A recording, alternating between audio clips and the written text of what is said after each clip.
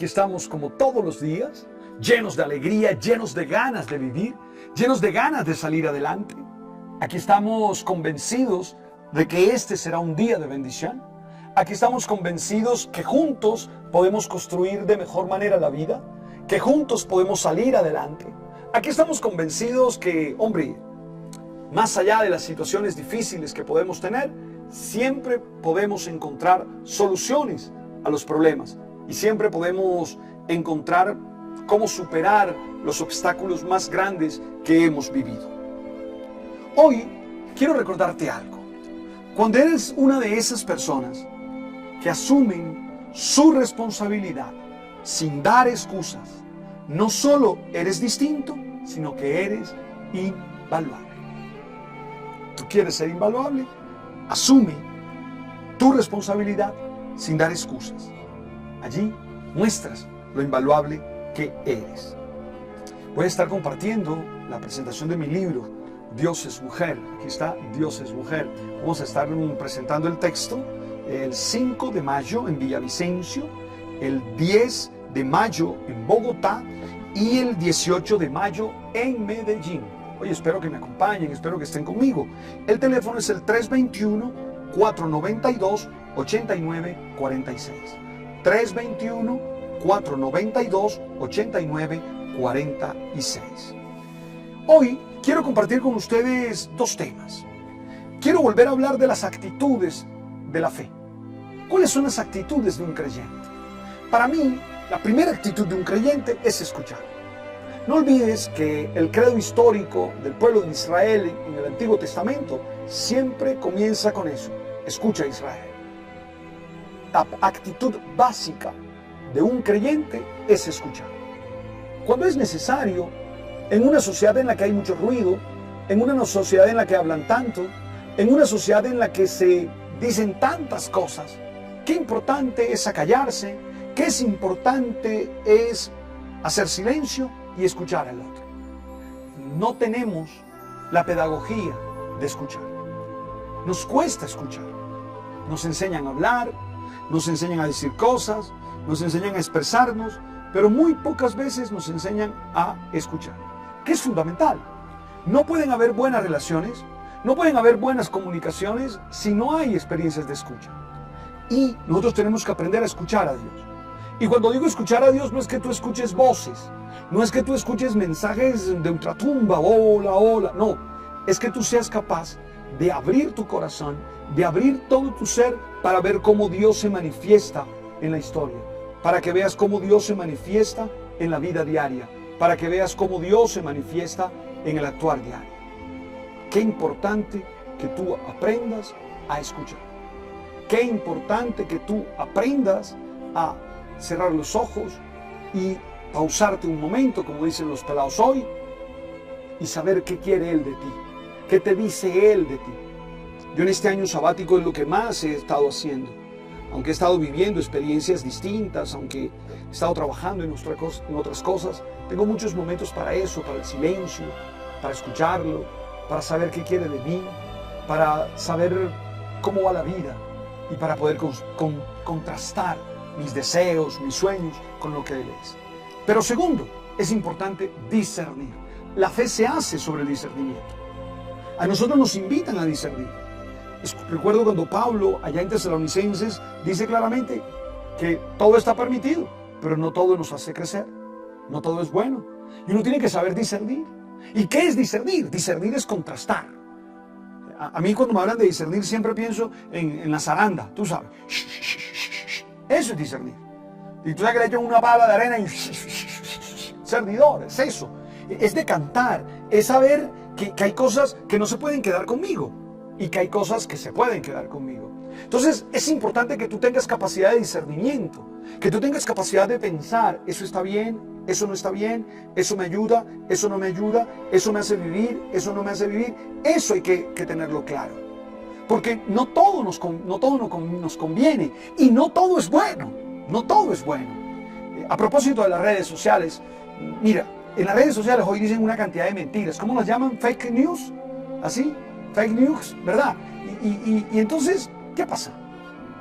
Que si la gente no es capaz de discernir, termina retuiteando lo que no es verdad o termina tragando lo que no es cierto. Y eso es claro, un ser espiritual discierne. Un ser espiritual es capaz de decir, oye, espérate, ¿cuál es la fuente de esto? ¿Quién lo dijo? ¿Por qué lo dijo? ¿Para qué lo dijo?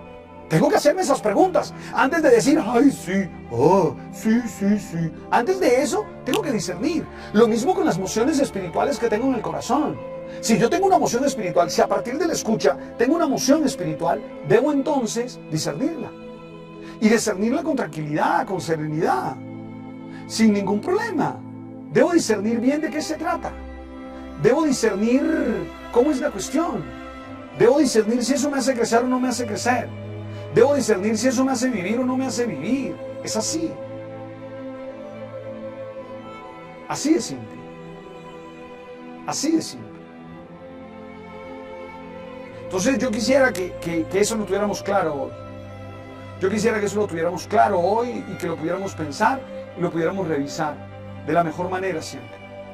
Pensar y revisar de la mejor manera. ¿De acuerdo? Tercero, ese discernimiento me lleva a decisiones. Ah, claro. Escuché esto de mi Dios, lo discerní, es Dios, entonces esto lo debo hacer de esta manera y de esta manera. Hay una decisión. O sea, las decisiones no se toman reactivamente. Las decisiones no se toman de la noche a la mañana. Las decisiones se piensan, se reflexionan y deben ser el fruto del discernimiento, del análisis. Cuando tú discernes, cuando tú entiendes, mira así, entonces actúa. Te pongo un ejemplo, el hijo pródigo es el mejor ejemplo. Lo primero que hace el hijo pródigo es entrar en sí mismo, hacer memoria, tomar conciencia de su decisión y decidir.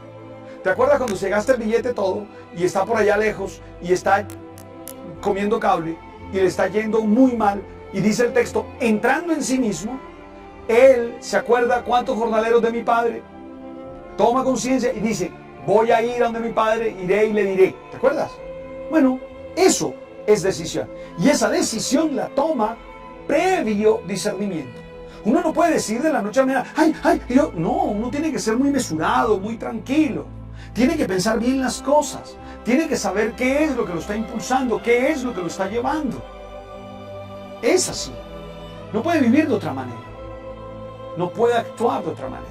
Entonces, escuchar, discernir, decidir y claro, esa decisión tiene que reflejarse en actitudes y en acciones. Porque no te puedes quedar simplemente con la decisión. ¿Cuánta gente se quedó con la linda decisión y no hizo nada? Yo decido qué. ¿Y lo hiciste? No. Ah, bueno. ¿Eso se tradujo en actitudes? No. Ah, bueno. Qué importante que eso que has escuchado, que eso que has discernido, se traduzca en decisiones claras, actitudes claras, acciones claras. En el caso del hijo pródigo es bello, porque el texto dice que él reflexiona, que él piensa y que luego dice, me levantaré, iré y le diré. Y el verso siguiente en griego dice, se levantó, fue y dijo. Así tiene que ser. Cuando uno toma una decisión, la hace. Voy a ser un mejor papá. Bueno, eso es una decisión. Ahora que se traduzca en actitudes, voy a estar cerca de mi hijo, lo voy a escuchar, voy a hablar con él. Y se hace diariamente. Es así la vida. Voy a ser un mejor esposo o voy a ser una mejor esposa. Esa es una bella decisión, pero se tiene que tratar en actitudes. Voy a estar cerca de ella, voy a respetarla, voy a dedicarle tiempo, voy a manifestarle mi cariño. Es así. Es de esa manera, no de otra. ¿De acuerdo? Bien. Entonces, esas son actitudes de fe básicas. Escuchar, discernir, decidir y esas decisiones que se vean en actitudes y que se vean en acciones diarias. Si no, no funciona. Si no, las cosas no funcionan. Te leo el segundo mandamiento de las mujeres 10. Dice, no renuncies a tus sueños. Define tus metas y utiliza tus talentos para alcanzarlas. Recuerda que eres madre, no solo por tu capacidad de tener hijos, sino para gestar, nutrir y dar a luz todos los proyectos que te propongas.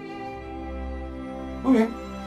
Ese es el segundo mandamiento que quería que ustedes estuvieran presentes. Bueno, vamos a leer la palabra que se nos regala el día de hoy.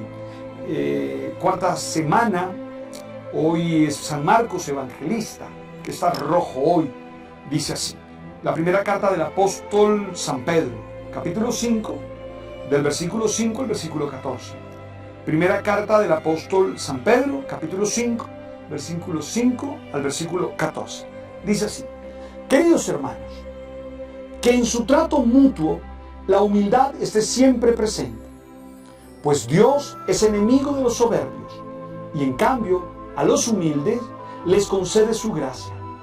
Humíllense pues ante la mano poderosa de Dios, para que Él los levante y encumbre en el momento oportuno. Dejen en las manos de Dios todas sus preocupaciones, pues Él cuida de ustedes y lo hace como un león rugiente. Mira, acá me perdí. Está mal escrito acá. Pues Él cuida de ustedes. Después dice, estén alertas y no se dejen sorprender, porque su enemigo, el diablo, como un león rugiente, anda buscando a quien devorar. Resístanle con la firmeza de la fe, sabiendo que sus hermanos dispersos por el mundo soportan los mismos sufrimientos que ustedes. Dios, que es la fuente de todos los bienes, nos ha llamado a participar de su gloria eterna en unión con Cristo, y después de estos sufrimientos tan breves, los restaurará a ustedes, los afianzará, los fortalecerá y hará inconmovibles. Suyos son la gloria y el poder para siempre. Por medio de Silvano, a quien considero hermano, digno de toda confianza, les he escrito esta carta, para que sepan cuál es la verdadera gracia de Dios y animarlos a permanecer firmes en ella. Los saluda la comunidad de Babilonia, a la que Dios ha elegido, lo mismo que a ustedes. También los saluda mi hijo Marcos. Salúdense los unos a los otros con un beso fraterno. Les deseo la paz a todos ustedes, los que son de Cristo. Palabra de Dios. Oiga, mis hermanos, yo quisiera que revisáramos las actitudes que le pide Pedro a los creyentes. Primera actitud que les pide es humildad. Y humildad significa reconocer quiénes somos. Humildad significa entender que no somos dioses, entender que no tenemos el poder de Dios, entender que no podemos dárnosla más allá de lo que somos. Humildad significa confiar en Él, creer en Él, esperar en Él. Humildad significa, como bien dice Pedro allí, poner toda nuestra vida en sus manos. Pero segundo, no solo pide humildad, pide estar alerta. Y esto es importante porque en la palabra siempre nos han dicho despiertos, vigilantes, atentos. Pedro dice alerta. No se puede vivir la vida durmiendo. No se puede. Hay que estar atento a la vida. Hay un refrán hermoso. Camarón que se duerme, cóctel seguro. Ese es un refrán que me encanta. Hay que estar atento a la jugada. Entonces hay que estar alerta. Uno no se puede dormir. Y uno está atento, está alerta cuando reflexiona, cuando se cuestiona, cuando se pregunta. Pero tercero, dice Pedro, resistan. ¿Y resistan a quién? A los ataques del enemigo.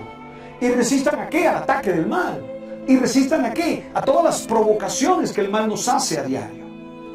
Son las tres actitudes que nos pide el apóstol Pedro. Humildad, alerta, resistencia. Y cuando nos comportamos así, ¿qué hace Dios con nosotros? Dios nos llena, Dios nos afianza, nos fortalece y nos hace inamovibles. Dios responde. Cuando uno se comporta con humildad, está alerta y se resiste, Dios actúa en favor de uno y Dios hace maravillas en la vida de uno. Y Pedro lo expresa diciendo claramente, uno nos da fortaleza, nos afianza y no permite que nada nos mueva. ¿De acuerdo? Oigan, no olviden acompañarme en el lanzamiento del libro en Villavicencio el 5, en Bogotá el 10 y en Medellín el 18. El teléfono es el 321-492-8946. 321-492-8946. Tomemos el Evangelio. Es el Evangelio de Marcos, capítulo 16, verso 15 al verso 20. Marcos, capítulo 16, verso 15 al verso 20. Hay que decir que en la primera lectura de San Pedro, se menciona a Marcos. Y creemos que ese Marcos, que Pedro llama mi hijo, es el evangelista. Por eso muchos creen que la predicación del Evangelio de Marcos es la predicación de Pedro. Porque se supone que fue Marcos el que escuchó a Pedro y tradujo y escribió todo eso. Tanto así que hay un testimonio antiguo de Papías que dice que Marcos es el hermeneutiqué de Pedro, el intérprete de Pedro. Por eso se encuentra eso. Tomemos el texto de Marcos capítulo 16, versículo 15 al versículo 20. Se apareció Jesús a los 11 y les dijo: vayan por todo el mundo y prediquen el evangelio a toda criatura. El que crea y se bautice se salvará. El que se resista a creer será condenado. Estos son los milagros que acompañarán a los que hayan creído. Arrojarán demonios en mi nombre, hablarán lenguas nuevas, cogerán serpientes en sus manos, y si beben un veneno mortal no les hará daño. Impondrán las manos a los enfermos y estos quedarán sanos. El Señor Jesús, después de hablarles, subió al cielo y está sentado a la derecha de Dios. Ellos fueron y proclamaron el evangelio por todas partes, y el Señor actuaba con ellos y confirmaba su predicación con los milagros que hacía. Palabra del Señor. Creemos que Marcos asume como suya esta invitación que él mismo consigue en el evangelio. Que Marcos comparte con todos su experiencia de fe, porque está haciendo caso a esta invitación del Señor Jesús resucitado de ir a anunciar la palabra.